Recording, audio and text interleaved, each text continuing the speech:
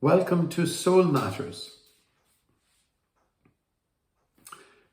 In childhood, we are wounded through no fault of our own.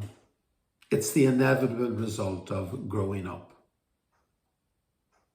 And because of our wounds, what happens? We develop a false self and we fall into bondage. We become separated, estranged from our original blessing, from our true selves, from what is referred to as the image of God within us. And as a result, we feel lost, in exile, away from our true home. We are held captive by false expectations and by addictions, and we're also exploited by our culture. And we end up, what do? We build our lives around accumulation and achievement and the constant need for human approval. Our human condition needs liberation. It needs healing, which is what the word salvation literally means. We need to make the journey home.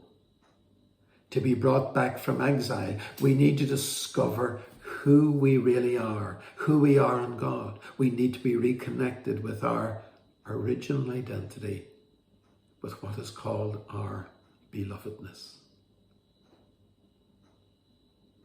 Now, the story of humanity as a whole, and of every person as an individual, can be found in the story Jesus told about the prodigal.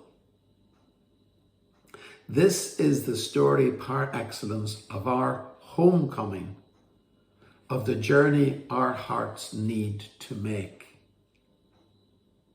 It is a story of a son whose search for happiness in accumulation, achievement, and the approval of others ended in dissatisfaction, disappointment, and eventual destitution. It is a story of a man whose experience of failing and falling led him to realize that he was looking for happiness in the wrong places. It is a story of a son who returned home with empty hands to find his father waiting for him with open hands. It is a story of love experienced as gift, not requirements. It is a story of a father, a lavish father, whose unconditional love healed his son's feelings of unworthiness and shame and reconnected him with his original blessing, with his belovedness.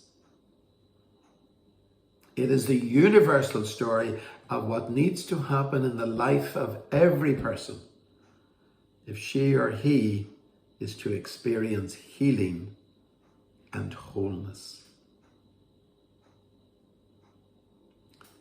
We sometimes wonder what religion is all about. Well, it seems to me that the primary purpose of religion is to help us find our way back home. It is to reconnect us with our original identity, our original blessing, which is our belovedness.